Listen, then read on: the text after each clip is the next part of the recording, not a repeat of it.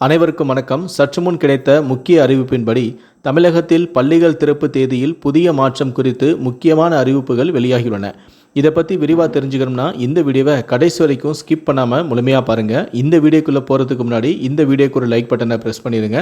நீங்கள் இதுவரைக்கும் என்னோட சேனலை சப்ஸ்கிரைப் பண்ணாமல் இருந்தீங்கன்னா மறக்காமல் சப்ஸ்கிரைப் பண்ணிக்கோங்க. கூடவே அந்த பெல் சிம்லையும் மறக்காமல் கிளிக் பண்ணிக்கோங்க. சரி, வாங்க இப்போது வீடியோக்குள்ளே போகலாம்.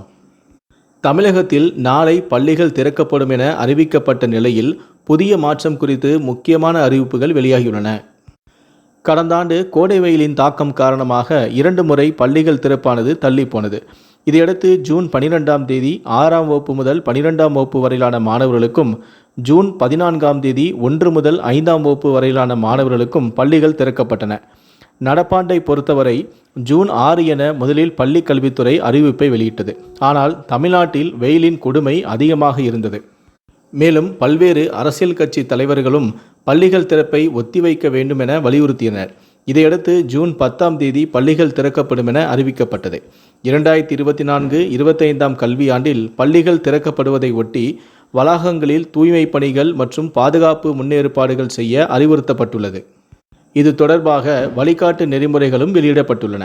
இந்த நிலையில்தான் தற்போது தமிழக பகுதிகளில் கனமழை பெய்து வருகிறது. அதே நேரத்தில் பல மாவட்டங்களில் கடும் வெப்பமும் நிலவி வருகிறது.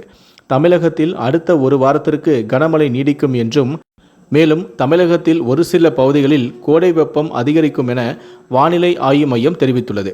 இவ்வாறு கனமழையும் கடும் வெப்பமும் நிலவி வருவதால் பொதுமக்கள் அவதிக்குள்ளாகி வருகிறார்கள்.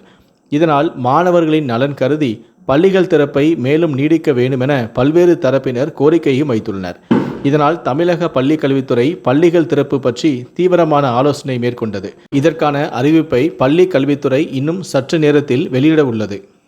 எனவே மாணவர்கள் பள்ளிகள் எப்போது திறக்கப்படும் என எதிர்பார்ப்பில் உள்ளனர்.